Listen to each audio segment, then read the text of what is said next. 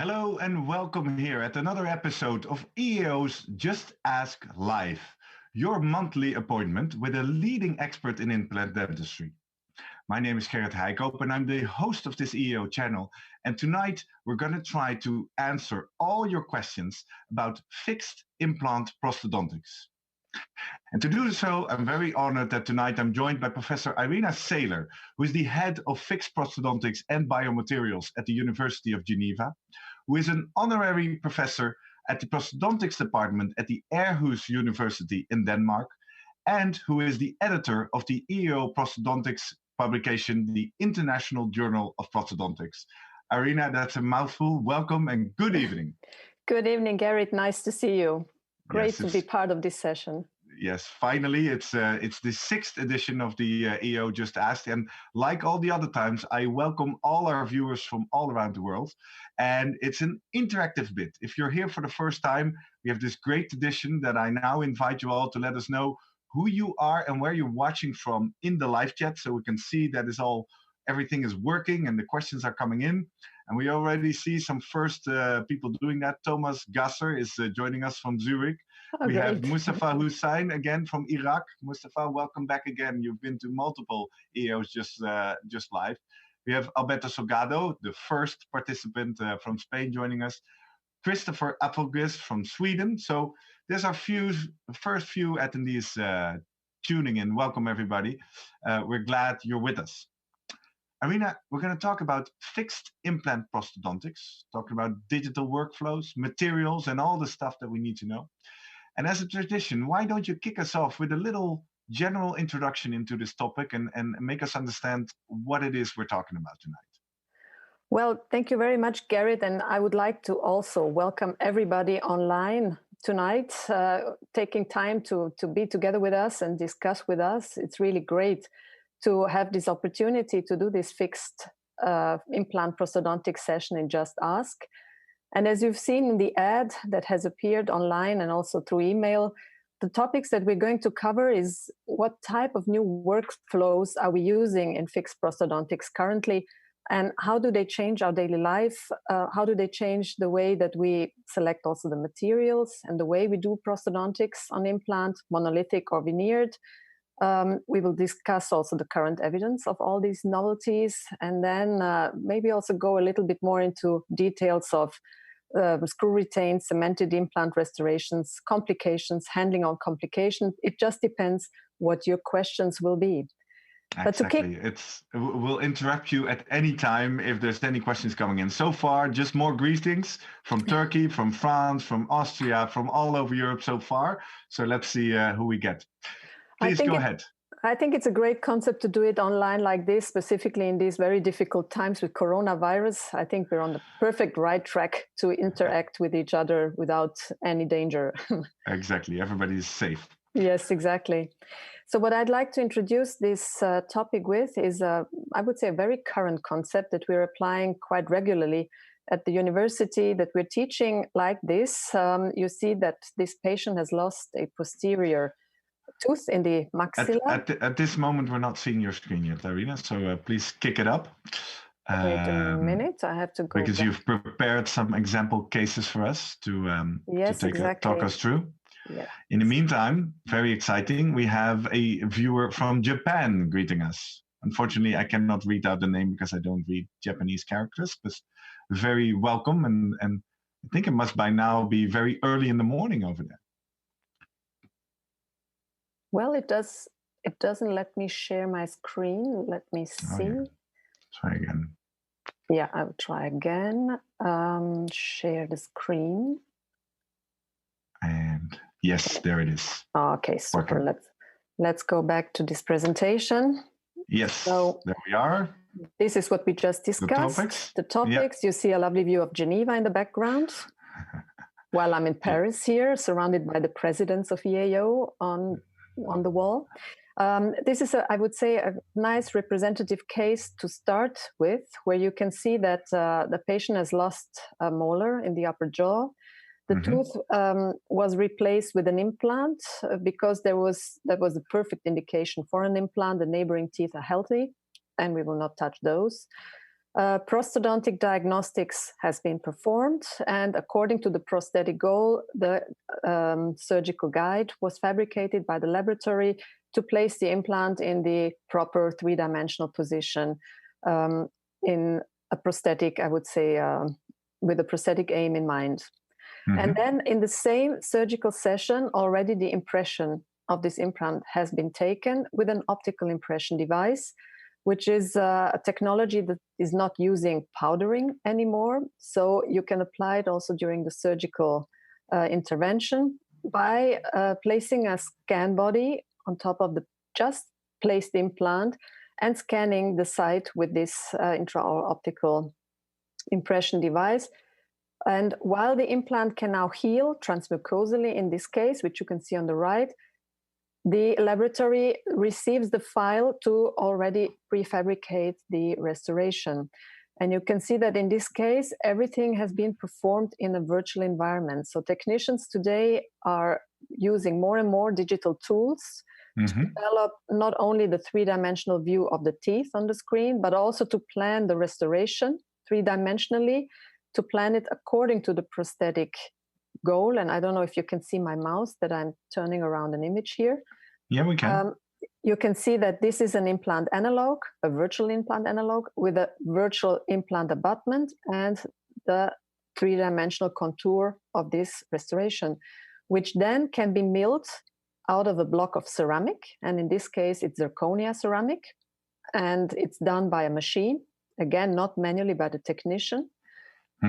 While at the same time, the technician can use the printer to print a model to finalize the case by assembling everything together in the laboratory and by delivering this to the clinician. So in this case, Gerrit, you can see it's a titanium base abutment. It's a prefabricated standard component where this ceramic piece, and we would call it the monolithic zirconia crown, was cemented onto. And for me as a clinician, I received this as a screw retainable implant crown made out of all ceramics with this titanium insert. And so the whole piece is ready to go. The whole piece is ready to go, exactly. And just for our viewers who might be new to this area or younger professionals, can you explain, because this is new and we had a chat before and I understand this is a new protocol. How is this compared to the classical way of providing prosthodontics? I would say in the classical protocol, the clinician would take a classical conventional impression of the implant by placing an impression coping on the implant, taking a elastomeric impression material on a tray, would deliver this impression to the laboratory. The laboratory would fabricate a conventional stone model, stone cast, and probably manually fabricate the restoration on top of prefabricated specific components that the implant manufacturers are delivering. Also to deliver a screw retainable crown to the clinician, but fabricated mostly manually and fabricated mostly with maybe also different materials than these. This would be really the classical conventional protocol. And what do you say are some of the key benefits of this new approach with the standardized abutments, with the digital workflow in the lab? Well, you've seen that you can already you can reduce the number of visits the patient has to come to see you. That's the first thing. So you're increasing the efficiency of the whole treatment. You're decreasing the time needed for the treatment, like the physical time that clinicians and technicians need to work on this specific patient case. And by this, hopefully also decrease the costs in a way for the patients and make the treatment more accessible. And a little bit further down the road, we might talk about longevity and failure and all that stuff. In the meantime, I want to go to a first question that's coming in, because after all, this is the Just Ask session. While I also want to acknowledge all the people from all over the world. The crowd is really tuning in. We now see Kia from Canada, Pierre from Lebanon, Karina from Sweden, Sharif from Cairo. We have so exciting. All the way from New Zealand. That's literally the other side of the world. We have Ara from Saudi Arabia, and Mustafa Hussain from Iraq has sent in the first question. So let me make a shout out to all the other viewers. Be like Mustafa. Mustafa is asking, so Irena, what are the acceptable number of implants for restoring upper full arch with fixed prostheses? So we've just dived into the first case, single implant in the anterior. We're moving all the way straight into the aesthetic zone and the multiple units. And his question is, what is an acceptable number now? Well, that's a difficult question because, again, what you need to rely on in this type of questions is the evidence. And what we know is that there is in the upper jaw a difference when compared to the lower jaw. In the upper jaw, the bone is a little bit softer, so you need more implants to support the same restoration as in the lower jaw. And there has been a number of studies showing that at least 4 or better 6 implants would be needed in the maxilla to restore a fixed prosthetic solution onto. Yeah, well, to me as a layman, 4 to 6 still sounds like a big variance. So what is determining this number of implants? What's driving your choices as a clinician? It's well, first of all, the quality of the bone, that's clear. Then also the amount of teeth that you want to replace with the implants. You know, if you want to do a full arch reconstruction, including the molars or not including the molars, makes a difference. Mm-hmm. It also makes a difference if you, I would say, if you want to be really more evidence-based, then 6 implants or more are really well documented, while 4 implants in the maxilla for a fixed solution is still a process which is, I would say, in scientific evaluation at the moment. Mm-hmm. So there is a number of factors. It also depends clearly also on the financial background, because more implants, more units is more expensive. Exactly. And again, just to be super clear, what is the risk here? Failure, but in this case, like if I go for 4 too early, what would happen? Would it fracture? Would it come out? What is the key risk we're dealing with here? Well, when it comes to complications, you have complications on 2 levels that you can have. It can be the complications with the implants themselves, which is more related to biologic complications like loss of osseointegration, an implant gets loose or doesn't even achieve osseointegration sufficiently. Basically, because there's too much force on these 4 implants? Is that what is causing that? Well, I would say that's a little bit of a complex question to goes too deep for now. Exactly, it goes too deep because there is multiple factors that can play a role. But what I want to just stress out is that the complications can happen on 2 levels, and one is the surgical level, which is the implant level. The second one is the prosthetic level, so you can also have problems with the restoration itself. It can fracture, it can get loose, it can de-cement if it's cemented.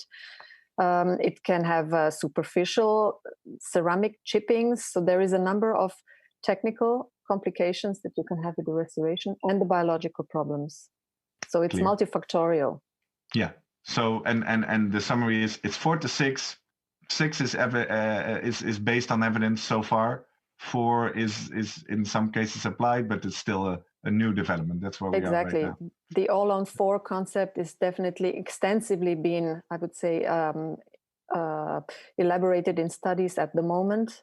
For the mandible, the results are different than for the maxilla. And for the maxilla, and as we're talking about the maxilla, there is a number of other factors still to be considered. Very clear. Thank you very much, Mustafa. I hope that answers your question. In the meantime, we have more questions coming in. So let's kick this off. Here we go. Karan Handa is asking questions about these titanium-based abutments. Yes. Question is, how are the tie-based abutments different from a conventional abutment? We talked a little bit about this recent development. And then the follow-up question reads, do all systems offer tie-based abutments as part of their prosthetics?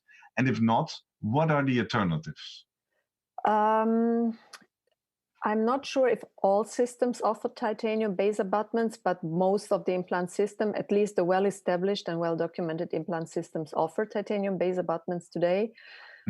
It is a titanium component, which is a standard component. So the size, the height, the dimensions are standard. They're not custom-made, they're standardized.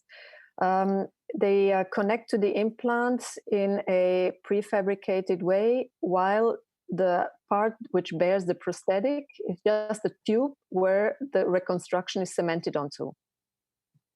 Okay, so these are some of the key differences. And then that allows into, and I don't know if Karan was already there, your explanation about the simplification. and the potential for the digital workflow that we just already briefly discussed. Yes, exactly, because the dimensions of these titanium bases are integrated into many of these computer-aided design software. So the computer knows when the technician has selected a specific implant system and titanium base virtually, how to mill the restoration that it fits onto it. Perfect. Sounds very promising. Karan, I hope that answers your question sufficiently, and otherwise please send in a follow-up comment.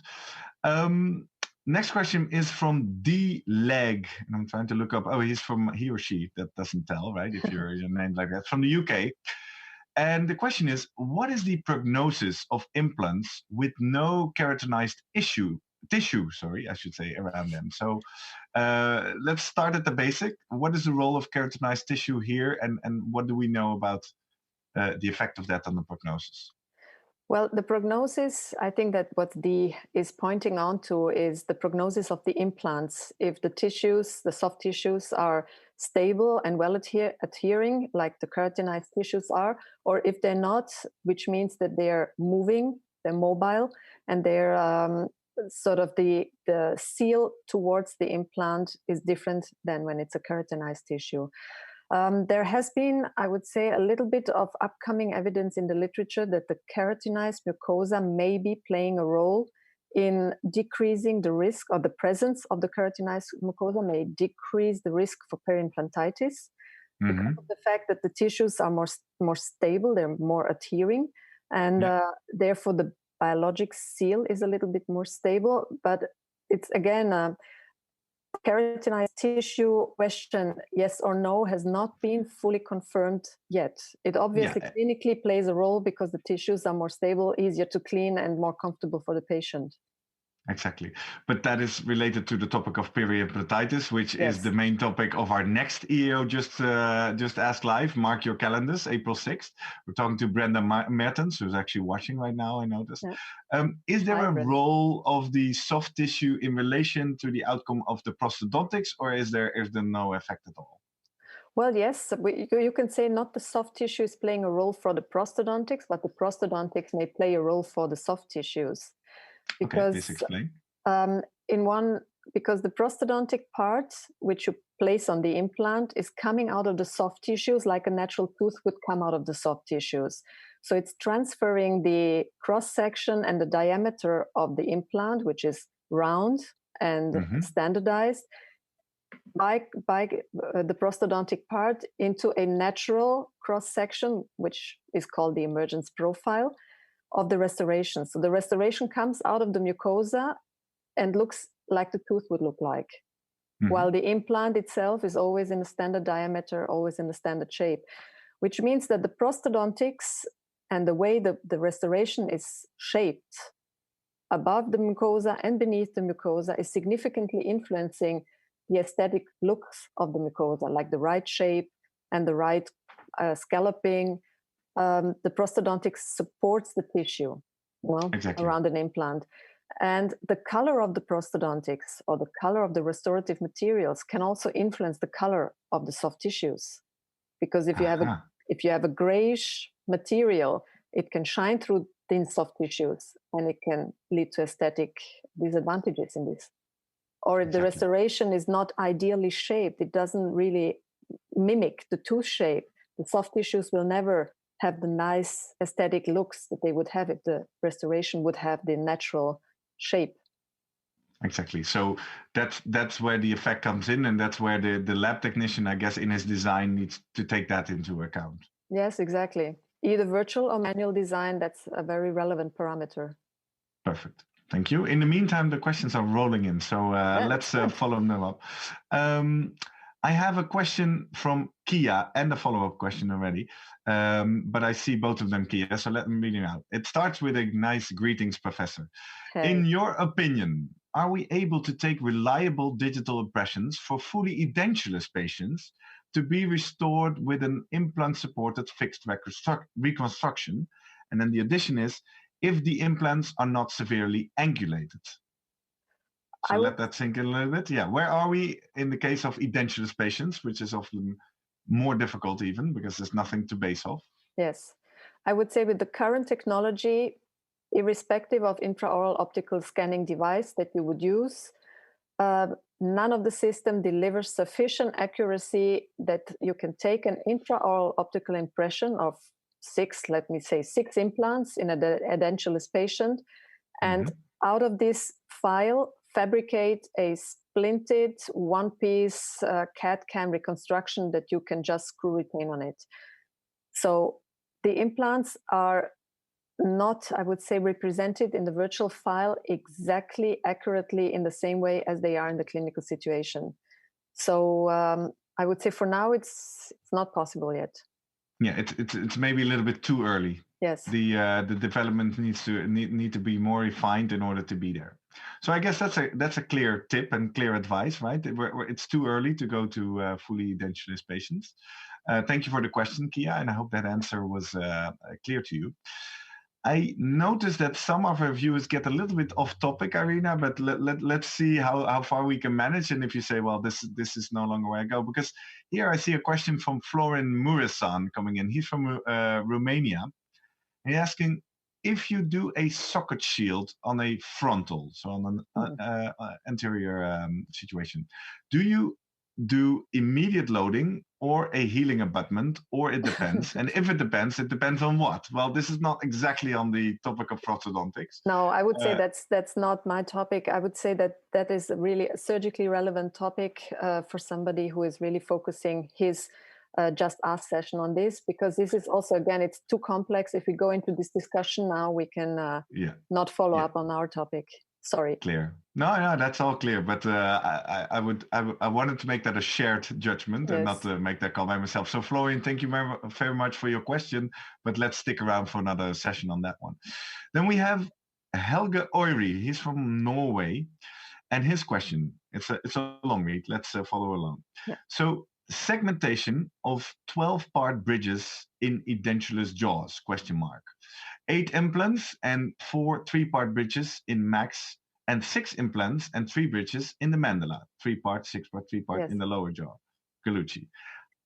I think he's just contributing to the edentulous discussion, or to the all on 4 or 6 discussion.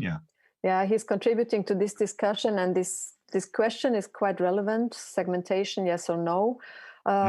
You know, I've been trained in Switzerland. We're very conservative. We would rather select a segmented protocol because of the fact that we have also less problems if something happens. It's not the entire restoration that is affected, but it's the segment that is affected. While the current concepts that are now really being, as we just discussed, heavily investigated are more the splinted one-piece restorations on 4 or 6 or 8 implants. Which do have their advantages. You know, you have maybe less risks on a technical level because you have a little bit more, I would say, better support of the load on all implants by one splinted restorations. But on the other hand, then also if anything happens, then the entire restoration is in danger. So it's a little bit. So what is driving? What do you think or see as the driver behind this? I guess, is it scaling up, or is it just doing more all at once? I think at the moment the driver is reduce the number of implants and increase the number of chewing units on the reduced number of implants by having a splinted restoration, coming back to the all-on-4 concept, which does have, I would say, definitely a relevance from a surgical point of view, definitely also economically, clearly. And on a prosthodontic level, you try to do most that you can on least support. I would say that's maybe in easy words said like this. Yeah. So we're basically just pushing the boundaries there. We're looking at how far we can go. How far we can go to reduce the invasiveness, the surgical efforts, the costs, and still remain, I would say, functionally and aesthetically on the best level that we can deliver to the patients. Yeah, and you are saying from your Swiss perspective, but in general, if you want to be a bit more conservative, maybe if you have less experience, you would always choose to go for multiple segments. Yes. In order to be to err on the side of caution, as they say, right? Yes, and also because it's surgically more demanding to place the implants in a correct position so that a splinted full arch reconstruction can be placed on it. So it's also you have to have a lot of surgical experience to be able to perform this type of surgery, and the splinted restorations also decrease a little bit the stress on the surgical side. Perfect. All right. Well, thank you for the contribution, Helga, and I hope that that is in line with your thoughts on that. Thank you very much. Great questions, actually. yeah, and we have multiple. They're coming in, and they're actually quite long reads, so I'm doing my best to transfer them as clear as I can. Next question is from Tajic Ostric. I hope I pronounced that correctly, from Slovenia. And the question is, what, in your opinion, is the future of implantology? But there's a follow-up question on that. So he means maybe individualized implants. So emergence profile will be more tooth-like. Where do you see this going in the future? That's also a very difficult question for me to answer in this session.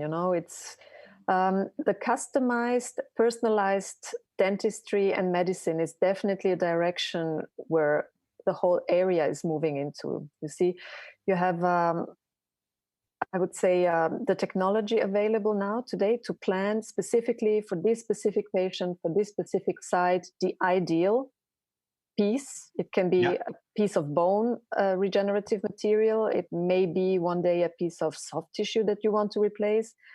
You can definitely fabricate implants customized. You could do this. But then on the other hand, you have a long history and a long, I would say, scientific know-how on the current concept of implantology, where you still, if you come up with new concepts, you have to bring up the same amount of evidence at one point to replace the one with the other. So I don't really see for a moment now the implantology really turning completely away from what is well established right now. While the prosthetic part is getting more and more custom made, more and more, I would say, through digital technology, more and more individualized with less efforts and lower costs. Exactly. Well, I think tying right into this, and then let's see if we can bundle some of these questions. Karen Handa is following up on that as well and says to ask a little further, how would you comment on the milled/customized abutments, which is tying right into this individualization?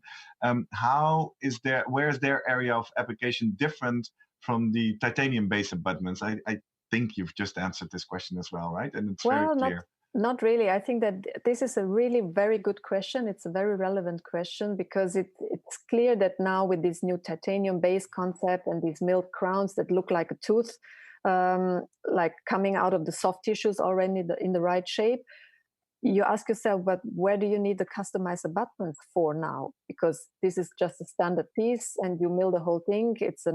We call it also an abutment crown. So it's one piece containing abutment and the restorative component. It's cemented to a titanium piece. But why do we need customization of abutment still? I would say we do still need it because it's the very well documented approach. You know exactly how to clinically approach it. You know scientifically what to expect from the customized abutment. In specific clinical situations, I would say the cementation can be performed clinically, but we try to avoid this. But in customized situation, you can customize in the laboratory and deliver the restoration as a screw-retained restoration. But I would say the concept itself has been elaborated very intensely in the last 15 years in the scientific literature, and we know exactly where we're up to. While with this new concept here, we still have a number of open questions. We have this wonderful abutment crown, and you cement it to a prefabricated component, but then it's only cemented to this component. So we have no real information about the durability of this cementation. Will the crowns come off after 5 years? Will they come off after 3 years already? The scientific evidence on these new concepts is really low. We're relying on cementation of a piece onto another piece, and then we hope that the cement will work. We have a cement in the biological environment close to the bone level. So we don't know, will the biology react on this presence of the cement? close to the bone. So there So is you're saying this is not as simple as we just made it sound at the start of this session. It's very promising. There's a lot of benefits, but here's some caution then. From a scientific perspective, we're still in a very young phase. Exactly.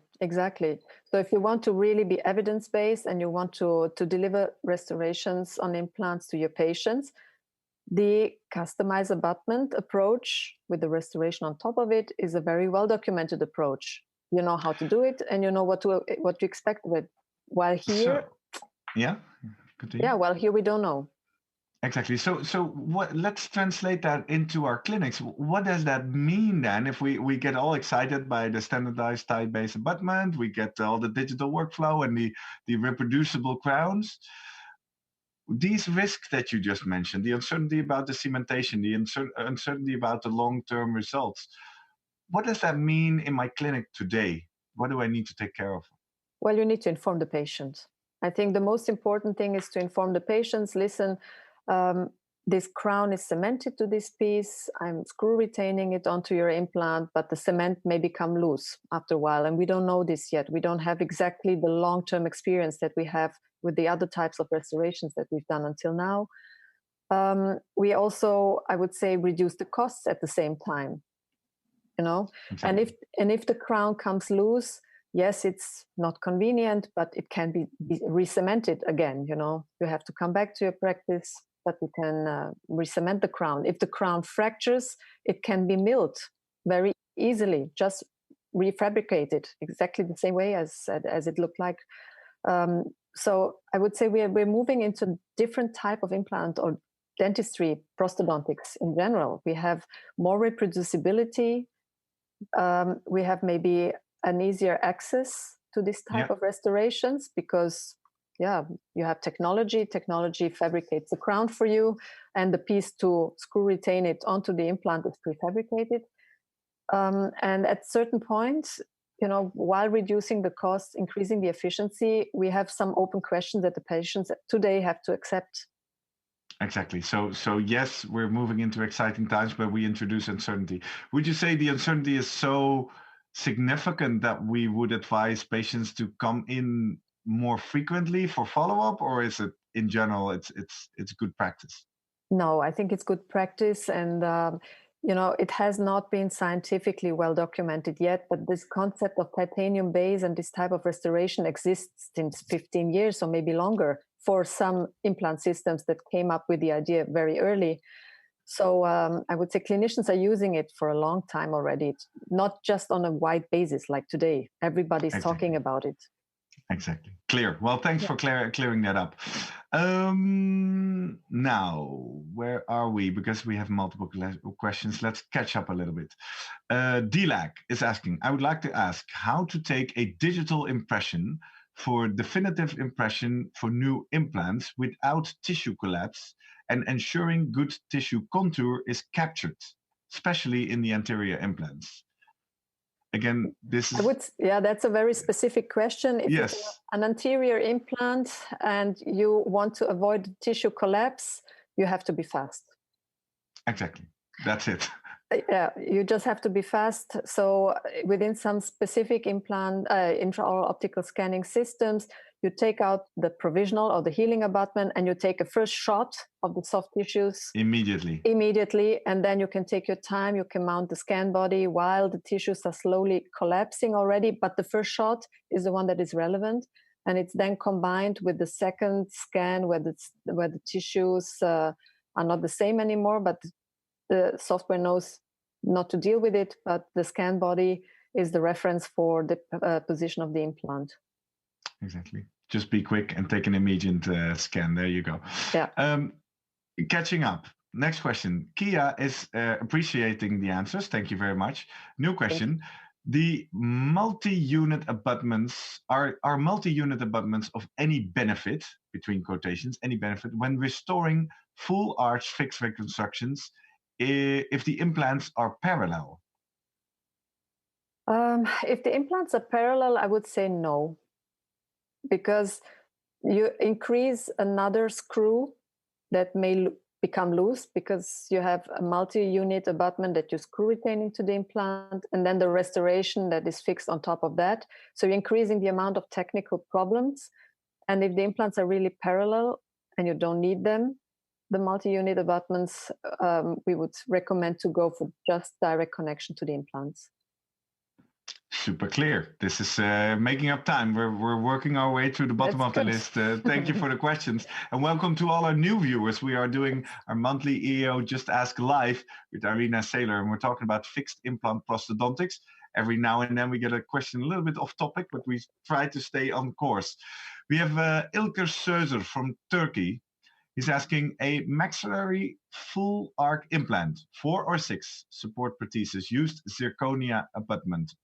Risk factor long term. Okay, so we have to structure the sentence here a bit. So are there any risk factors in the long term if you use zirconia abutments in a full arc restoration? So we're coming down to the material choices here. Zirconia is a ceramic. It's a high-strength ceramic, but it is a ceramic. And as all ceramics, it is brittle, which means that it is always a little bit more prone to fracture and more in risk of fracture than a metal would be. And in a multiple unit case with zirconia, the number one risk that you may have over the years is that you have a fracture somewhere at one point. The risk is not high, but it's there, it exists. Yeah. And you would say, especially in a multiple unit situation, you might want to reduce these types of risks as much as you can, correct? Well, in the best case, you would have a titanium to titanium connection. So a titanium piece that is connecting to the implant, and then on top of it, the restoration. Yes. Yeah, clear. All right, Ilker, I hope that answers your question. And if not, we'll see the follow-up comment coming in. Alfonso Diaz is asking the follow-up question about the digital workflow. Is it possible through digital workflow to work oral rehabilitations that combine implants, crowns, veneers on place, and are there better results than the analog technique? Well, first question, is it possible? Yes, it is possible today. Do they deliver better outcomes than the conventional workflows? I would say in this specific situation with these different types of restoration combined in one jaw, this has not been analyzed yet, but the recent studies testing the specific indication combining and comparing analog to digital, they show that the digital workflows in the last years have significantly evolved, and that what comes out of it means the restoration has high accuracy and that it's similar to the one of the conventional workflow. So I would say in this case, we can say the computer-aided, designed and machined restoration is a valid alternative to anything that has been done conventionally in the past. Yeah. Specifically when it comes to accuracy today.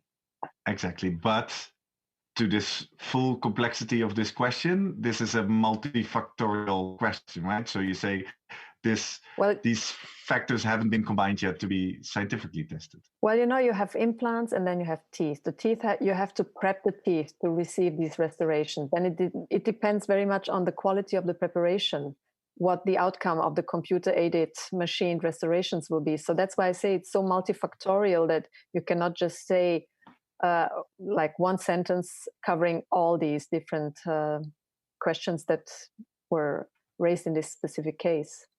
Exactly. All right. Thank you very much.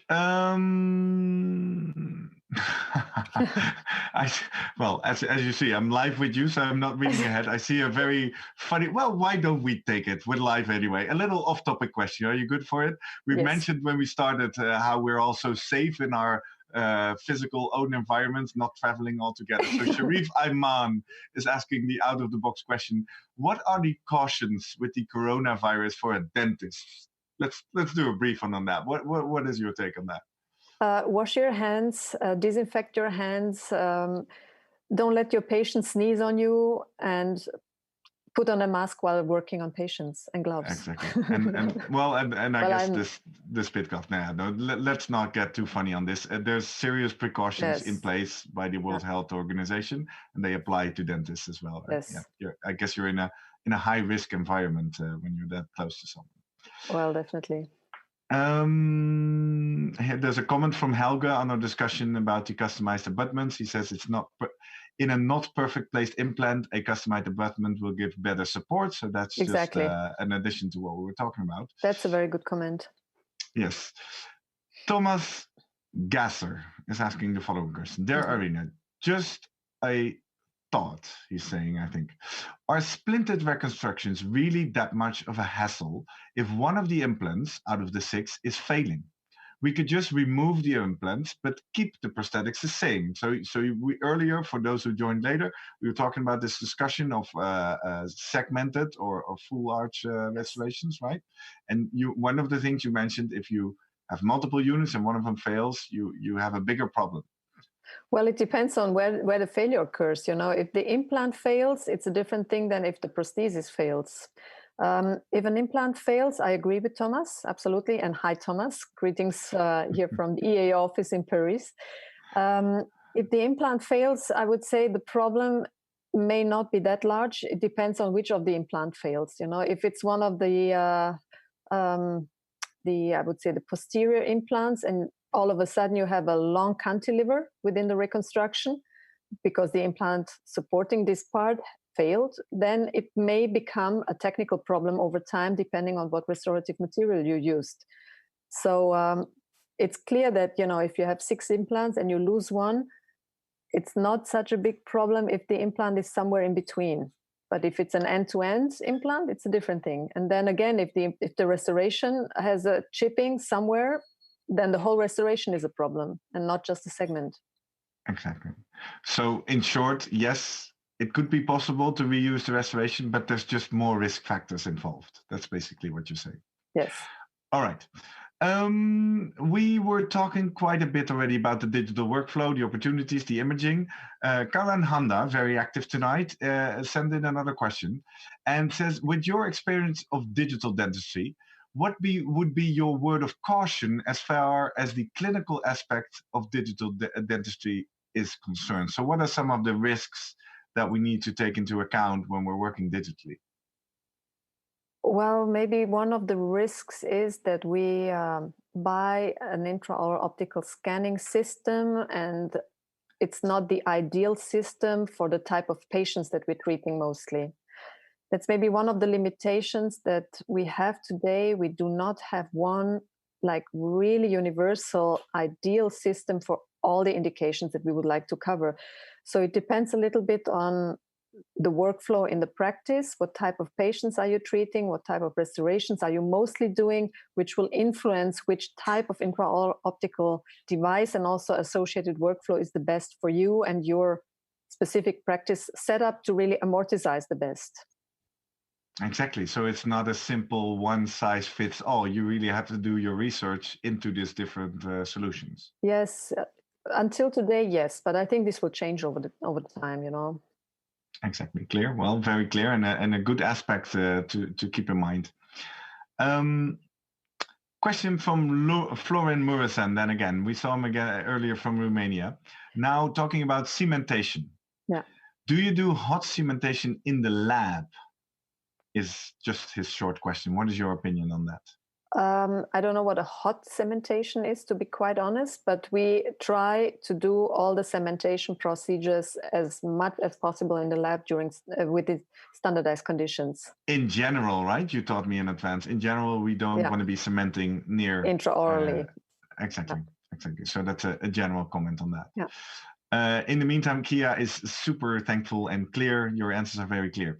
Now we have a viewer that has a name in Asian characters, which I cannot read or pronounce, but she is from Germany. And the question is, from the aesthetic and functional point of view, what is the potential promising material for the full arch reconstructions, such as the abutment or the framework in the future? So again, this is the material discussion. Where is this heading? The question is. Well, I think there is not much, we don't have many alternatives. If you want to have an aesthetic, maybe ceramic, full arch or multiple unit reconstruction, then there is only one ceramic that can really be used for that, and that's zirconia. Mm-hmm. And if you want to have the highest stability ever, then you take a metallic framework and then you have to veneer it. You put a layer on top of it with a tooth-colored ceramic. which is a classic metal ceramic reconstruction. Now I don't see you anymore, Gerrit. Is this normal? No, yeah. We're Okay. still good. I just stopped the screen share so we can actually be side by side again. Okay. Yeah. So you say we don't have that much choices. No, we don't have that much choices. For multiple unit reconstructions, if you want to use ceramics, it's only zirconia. Okay, clear. For now, at least in 2020, where we are today. Yeah. Yeah, true. Good. Yeah, well, this is the internet. This can be found 10 years down the road, probably. Yes. Next question, and we're catching up a little bit. At least I'm seeing the bottom of the chat again. And again, this is a luxury problem, dear viewers. I love you all for sending in all these great questions, because it's a great discussion. Really, it's really fun. Exactly, and that's why I also took down the slides, because we don't need slides, because there's plenty of questions. And if there's anything, I see my slide. I don't see you anymore. Well, but that is a normal. Small technical thing. We see you, and you're there. Good. And so Maciej Kulis is asking the following thing: what is your opinion about double crown retained bridge with zirconia primary crowns and galvano mesostructure intraorally cemented, as alternative to the nowadays very popular all-on-X concepts? Let's take this. Yeah. I cannot reply to this question because we don't have any, I would say, evidence on this right now until today. It's too new. Have you heard about this design or about this potential solution? Yes, it's one solution that is, I would say, it's not so commonly applied in Switzerland. It has been much more used during my dental school times, and also today in Germany, for example. It's a prosthetic concept that you see from time to time in the literature, but it's not really, I would say, a well evidence-based elaborated concept yet. Maybe interesting, but I cannot reply to this. Yes, so thank you for pointing this out, Maciej, and let's gather some nice research groups to set up some trials and figure out what the potential of this design could be in the future. Maybe later we say you heard it here first on the EO Just Ask Live. Thank you, Maciej, for contributing. Orlando Alvarez is asking, do you have something to comment about osseoperception, ?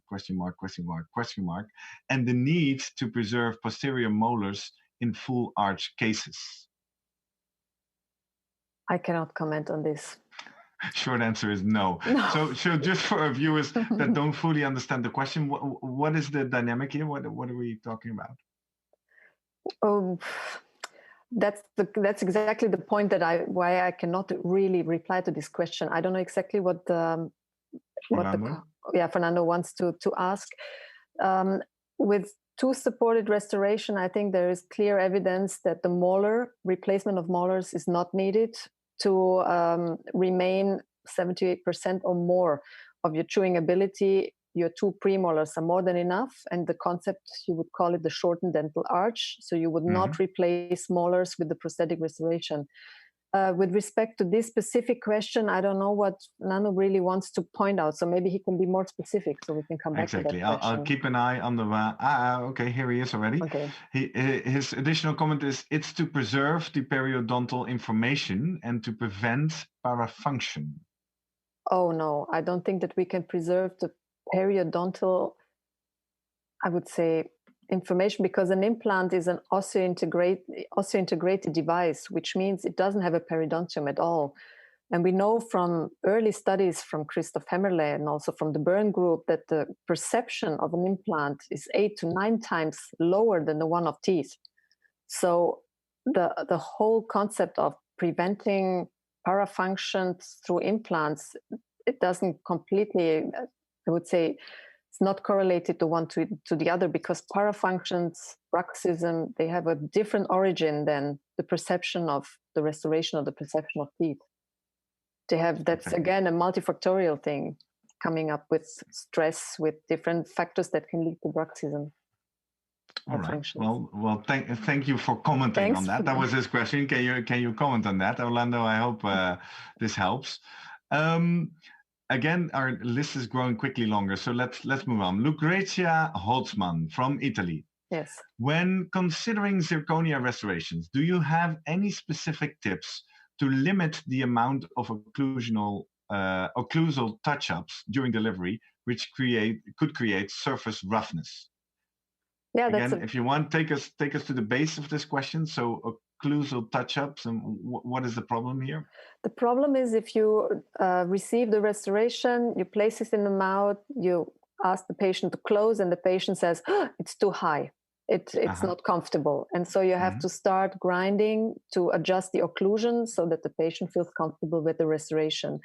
And with these types of monolithic restorations, the grinding in the clinical situation is really difficult because the materials are very hard. And then it's very difficult to polish them afterwards so that they become really smooth again, because all the polishes that we have in the dental practices are not efficient enough. So we're just shortly said, clinically not really capable to come up or come back to the same quality and polished surface as the laboratory delivered the work. So in the best case, with monolithic restorations, we would receive the restorations without any need for retouching anymore. We would place it in the mouth and the patient would close and say, perfect. And to achieve this in a very predictable way, we've started implementing a printed prototype. So to make the long story short, we send the impression of the specific case to the lab. The lab designs the restoration, but before milling the restoration out of this monolithic ceramic, the lab mills the restoration out of a weaker and softer resin, or prints the restoration out of a resin and delivers the prototype to the clinics. You can place it in the mouth, you can adjust it if needed, and you can send it back. So you work with the model in the patient. So patient comes in an additional time, you say this is your fitting session, so to say. In a way, exactly. You work with a softer material, you double check. Exactly. And if needed, and you need any modifications, you send it back. Exactly. And then the final restoration can be fabricated according to these modifications. And when you receive it, you don't have to retouch it anymore. And I think this is an amazing tip. If Lucretia is asking for any specific tips, this is a great addition to the protocol, right? Yeah. I mean, I can imagine this takes a little bit more time, a little bit more investment, more materials, more work, but in fact, the end result is much better because you don't have to be polishing and grinding and at your final crown. Yeah, exactly. Because if you grind your final crown, in the best case, you would have to send it back to the laboratory and ask the technician to polish it up again. So you would have the same amount. That would be an additional, exactly. Yeah. Great. Thank you. Lucretia, I hope that answers your question. I think that was a great tip. Yes, she says, thank you so much. Very clear answer. I'm scrolling my way up and down. Thomas Gasser, another question. Yes. What do you think about face scans? Where would you implement it in your workflow? Is it of any use? And can you rely on it for diagnostics? So you mentioned about the difficulty with all the different intraoral options and that you have to have the right equipment for the right type of patients. Is face scans a potential alternative? I think face scans is not an alternative. It's an add-on, I would say. Okay. Because you can include into your digital planning on the screen the face of the patient as well. So you can see the design of your restoration with the face of the patient, and at least in the anterior region, judge whether or not the design would suit this patient or not. And I would say that this today we have one or two softwares which allow us, or apps on even on the iPhone or any Android to upload such an app, so that you can take your face scan in a very easy way, import it in your design software, and use this as an additional information. I would say it's a very good add-on information. The accuracy of this add-on information is still in evaluation, so you can maybe not use it to a micrometer level planning, but it can give you a hint if you're on the right way or not. And it's so it's mainly aimed at the aesthetic outcome, right? Yeah. It's not so much about the primary or anything we've talked about previously, but it's about the aesthetics, which is of course the most important thing, or one of the most important things in this zone. But I can also imagine this is extra equipment, extra time, extra skills, extra knowledge. Is it in your protocols, in your work? Does it have a place? Did you put it in, or is it a nice to have? Well, you see, it's not really extra equipment. You can have it on any cell phone. You can download the app, and then you can use it. You can implement it into the design software, just by sending it through the internet. So it's not extra equipment, and it's a good additional tool for communication and for planning of aesthetic restoration. It applies, I would say, for the planning in the anterior region. And the second downside, well, it's limited to the anterior region. And the second downside is that it's a static scan. So if the patient is smiling in a weird way, the scan is not representing exactly how the face would move if the patient would talk or smile or laugh. So we would more like to have something which is really delivering a motion scan, which exactly. So hopefully this video reaches our face scan producers, and we have to wait for the next iteration of this app where we can actually, instead of a photo, upload a piece of video and we actually see the moving image. We don't even need this. We've developed this already. We have an augmented reality tool where you look into like a virtual mirror. You look into your iPhone or your tablet and you see yourself laughing like I would see you now if I would see you. And then you can change teeth within your face. When you say we, is that at the University of Geneva, or is that we as the field of implant dentistry? Which we are we talking about? No, it's a group of scientists from the Federal Technical Institute in Zurich, from the University of Geneva, also the University of Zurich was involved, and then Disney Research. And this was really a very, very interesting collaboration that really helped us develop such a tool. It sounds very exciting, very useful. How far away from the market or common availability is this tool? It is available. It's available to anyone. Yes. Great. All right. Let's move on. We have more questions coming in. Let's catch up. We have Dr. I think Gio Alkan. I don't know. That's his username.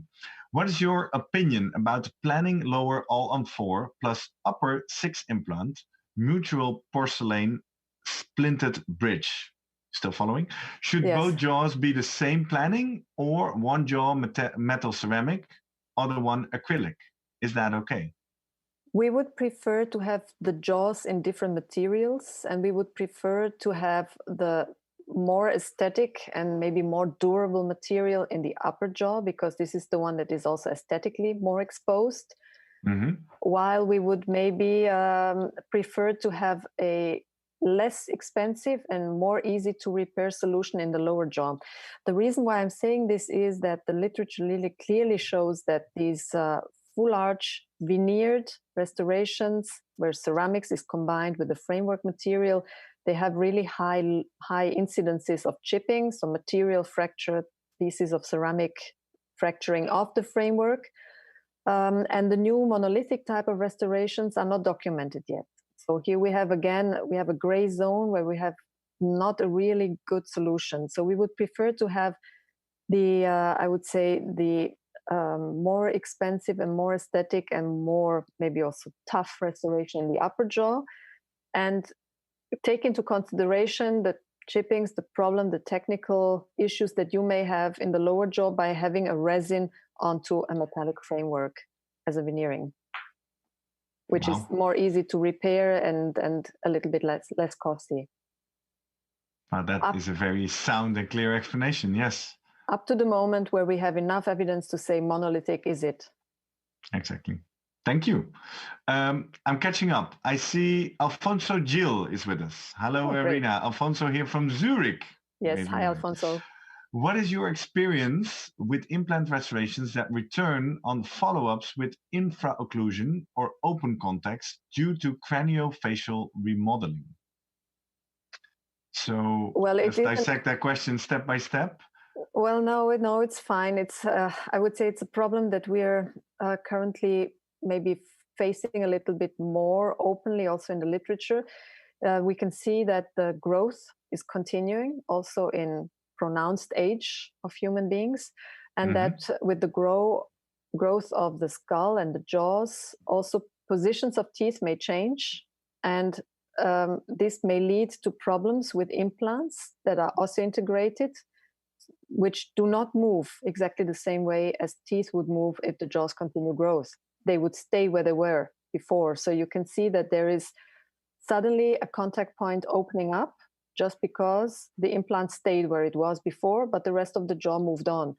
Or a crown in the anterior region, like an incisor, was perfectly aligned with the rest of the teeth, and all of a sudden it is a little bit shorter than the rest because the jaws continue to grow. And it is something that is obviously happening, and it's very individually happening. We cannot say everybody will have that problem, but we can also not say only 1% of the population has the problem. So it has to be taken into consideration. And there is two solutions to it: either to remake the prosthodontic part, or in the case of the opening of interproximal contact point in the posterior region, add a little bit of composite to the neighboring tooth. Both of it is solving a problem that, we have to face. Exactly. So in short, when he says what your experience, the experience is there. This is a topic. Yes. And this is something that people should be aware of in the future with longer term follow-ups. At least inform the patients, and then during the follow-ups, if the patient all of a sudden says, well, I have always this food sticking here now all of a sudden, and if it's not due to a ceramic fracture or a piece of restoration that came off, it may be due to the fact that the patient continued to grow. Exactly. This could be the source, and it's good to understand that. Good. Well, thank you, Alfonso, for that question. Yes. Following up, Maria Margariti is from Greece. Just a quick check question, a short one in between. As I understood, we abandoned the concept of the one-time, one abutment, is the question? Did she understand that correctly? Yes. The one abutment, one time concept is a little bit not abandoned, but it's more replaced by the one crown, one time, I would say, because today you fabricate the whole piece, the crown and the abutment, out of the same block of ceramic. Exactly. Gerrit, just to explain you what it is, it means that you place the implant, you place the abutment or the restoration on top of it, and you never touch it again. So you don't take it out, put it back in, take it out, put it back in. And thereby, it seems that this soft tissue that attaches to the implant restoration or the abutment is not disrupted all the time and disturbed all the time. And obviously the stability of the soft tissues and the bone level should be more stable over time. This is a concept or concepts which are currently under scientific evaluation. There is some indicators that it's going this direction, but the one abutment, one time concept is probably replaced today by this one crown, one time concept, which is basically the same idea, just the restoration is including the abutment. Exactly. It's moving forward in the new development that we started off with. Yeah. Well, thank you for the question, Maria. We have some very active question askers. I know I skipped some of them because I'm trying to get to the bottom of the list, and then if we have time, we'll go back up again. Dilek is talking about your instructions to the lab. What specific instructions will you give the lab regarding occlusion on an implant against 1, natural tooth, or 2, pontic, or a bridge? What does that mean if the implant is sided by either a tooth or a bridge? We would not change the occlusal concept with respect to the antagonist. We would not infra-occlude implant restorations in order to have lower load on them, because we fully trust into the concept of the implant and the restoration as a new chewing entity. Again, evidence-based. I would say the difference between a natural tooth as an antagonist and an implant crown as an antagonist is that the natural tooth has more perception due to the fact that it's periodontally, I would say, adhered to the bone. So it has a feeling, which an implant in that case has less, 8 times, as I said, or almost 9 times less, which means that the load on the materials is higher when implant is facing implant. And in this specific situation, we would have the occlusion or the occlusal contacts present, not infra-occluded, not no occlusion, but a little bit less prominent than we would do it if the implant was opposing a tooth, for example. And in the pontic situation, we would not specifically change the occlusal concept on the implant at all. I would say the functional movements we would try to keep either in a purely canine occlusion, canine function, I would say, and if possible, avoid any type of cusp to cusp relationship where you could have strains on materials, so materials could fracture. Okay, I hope clear. I made myself. So yeah. So subtle differences, but the same concept. That's Yes. what you're saying. Yes, Yeah. clear.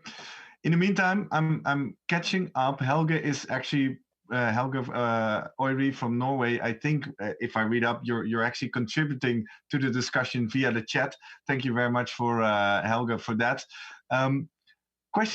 Two questions I see coming in about materials. Sun Ma is asking, what do you think about the new generation of zirconia? Does this have sufficient mechanical properties for a full arch implant rehabilitation? I think that's an excellent question because it brings up a very relevant topic today. Zirconia is not only zirconia today. You don't have just one type of zirconia.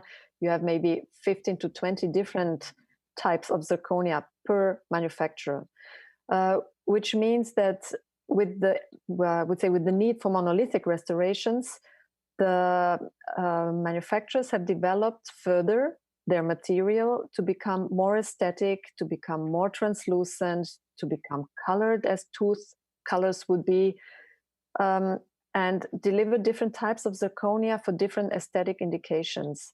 They have done this by chemically changing the structure of the zirconia itself.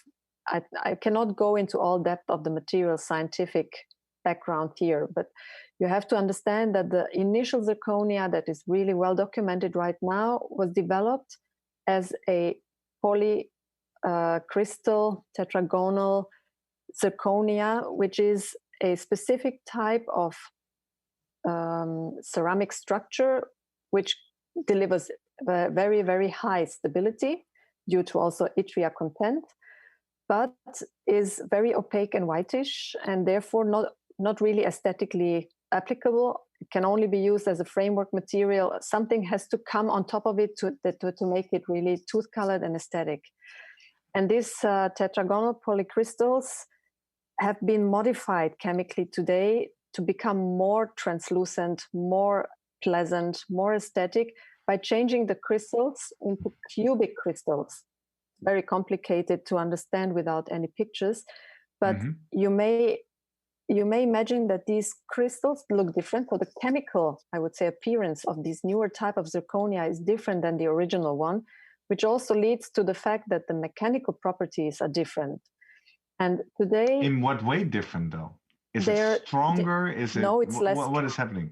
It's less strong.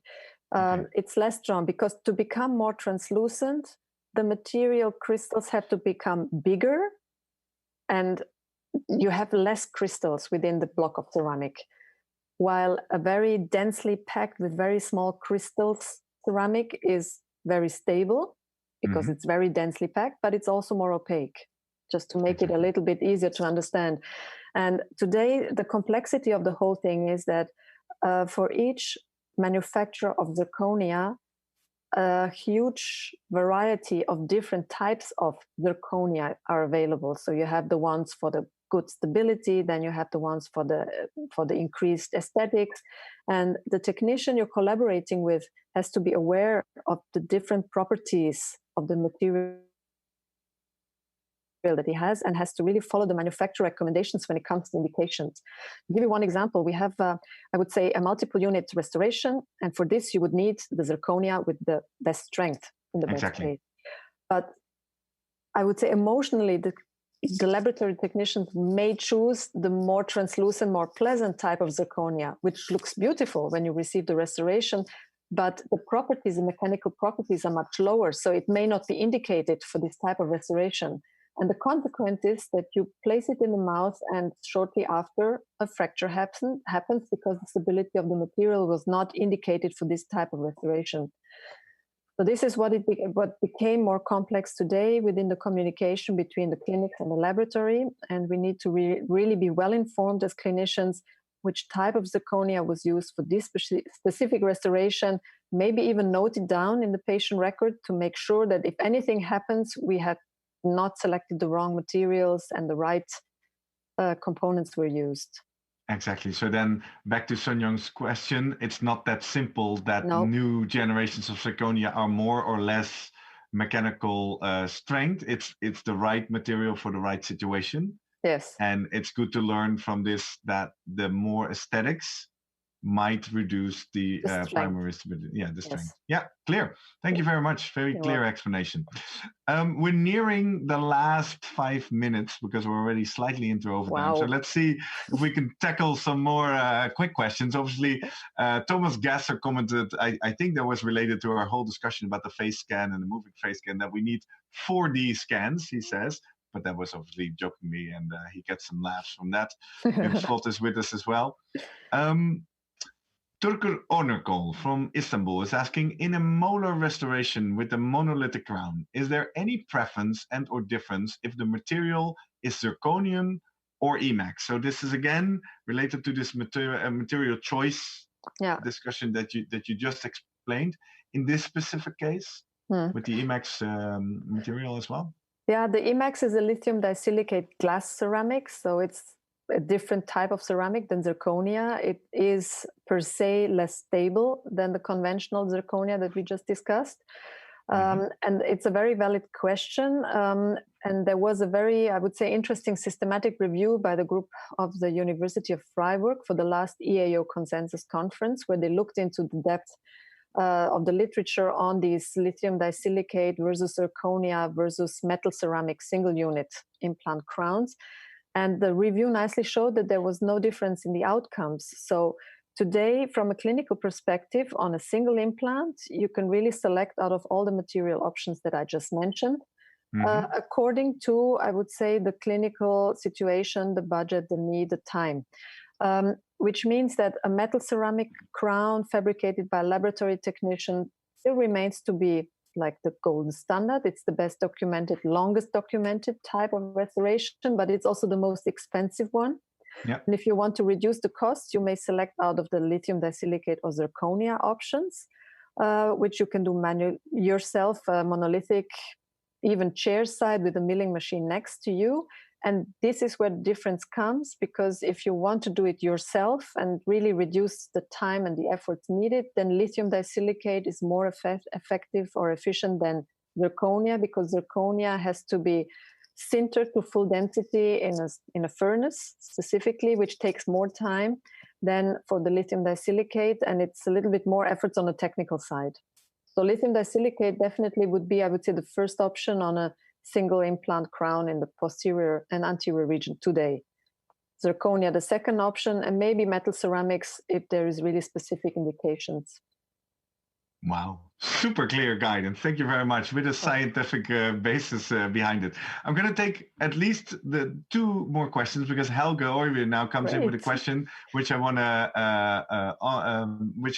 honor. Helge Turker is commenting, thanks for the transparent reply that you just gave. And Stav is just joining, so I'm going to get to your questions as well, at least one of the 2. It's so great how many people I know from this discussion. So hello, everybody. Really. Yeah, it's kind of an in crowd, and for those of you who don't know all the names, this is EAO. This is the Association for Osseointegration. Please join us in any of our live events, right? We have our annual conference where we'd like to meet you as well. But if you don't have the ability to travel to that, then just make sure you join these monthly live appointments as well. Helge Oive is asking, what about a cutback technique to replace the buccal/labial zirconia with porcelain? Yes, that's something that we regularly do.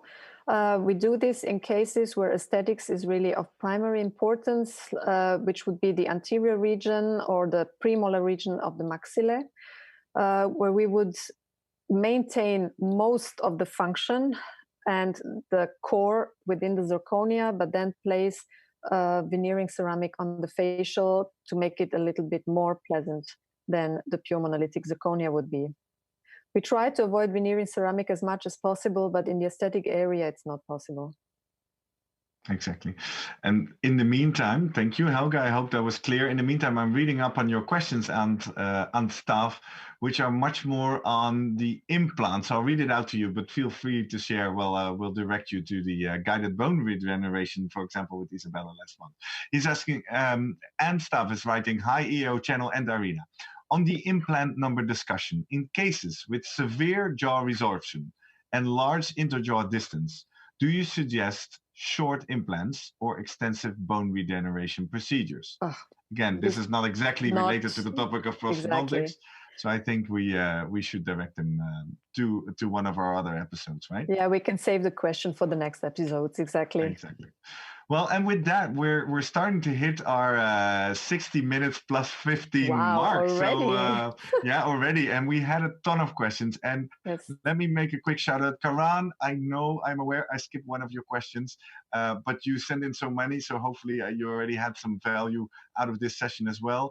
DLAC, thank you for all your questions, and all the others that have been staying with us throughout this whole episode this night and have been contributing. Thank you very much. But not to least, Irena, thank you for taking the time to be with us, for all your great preparations and all your off the top of your head knowledge that you've been sharing with us tonight. No, it was really great. Thank you very much. And even though I couldn't see you, it really felt like we were all together in one room and discussing. It was really great participation and great moderation also. I have to say, it's really a great format. I love it. Thank you for all. Now, don't leave just yet, because there's 3 more important things that you need to do. If you haven't done so, well, not you, Irena, but all of us here on YouTube. If you haven't done so, make sure you hit subscribe right now on YouTube, so you'll be the first to know when a new EAO video is published. You'll definitely be aware when the next EAO Just Live appointment is. And take your calendars out and write down April 6th. We have the next session with Brenda Mertens about peri-implantitis, a very interesting and important topic that still has a lot of things we don't know yet. So we're going to figure out what we do know, what we don't know, and where the future research needs to be heading. Now, if you're really disappointed and you can't get enough of these monthly live appointments, make sure you browse through our EO channel, because we have many more. We have the episode with Isabella Rogetta about guided bone regeneration of last month. We have the episode about soft tissue management with David Nissan. We have an episode about ceramic implants with Michael Payet. And we have the episode about the sinus lift with Alberto Salgado. So there's much more learnings and content for you to take. It's all for free. It's here on YouTube. And while you're browsing and scrolling, check out all the sessions about the Congress, all the discussions, because they should all lead to you being a better implant professional. And ultimately, hopefully, for you making the decision to attend one of our live events as well, right? Become part of this EA community. Join us either at the conference in Berlin this year or at any of the other educational opportunities that EAO is offering. I think with all that being said, it's about time to sign off, Irena. Thank you very much for being with us. Thank you all our viewers Gerrit. Across the globe. Yes. I should say good night, good afternoon, good morning, whatever time zone you are. And we hope to see you back next time. Thank you, everybody. Goodbye. Bye-bye.